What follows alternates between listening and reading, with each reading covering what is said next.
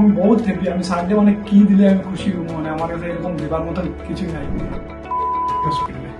তখন আমি ভাবলাম যে ডাক্তার লেগে আছে, ঠিক আছে, আমার সব রিপোর্ট আছে, এগুলো নিয়ে আমি আইসি স্যারের লেগে সম্বুধে স্যার তার লগে আমি মিলছি। মিলার পরে তার আমি রিপোর্ট সবগুলো দেখাইছি। আমার যে এটা মানে আপনার 1,30,000 হইতে পারে। বলছেন যে ঠিক আছে বেমারটা ঠিক মানে বলছেন 1,30,000 হইতে পারে, আর 1,40,000 মনে করছেন 1,00,000 1,50,000 মতন মানে আপনি রাখবেন এটার ভিতরে হইব। তখন আমার অপারেশন হয়েছে, আমি তখন সাপোর্ট না ছাড়া আমি মানে খাড়া হইতে পারছি। আচ্ছা, তখন স্যারেও মানে দেখছেন যে আমি মানে একজন ধরে ধরে আমি ভিতরে আইসি।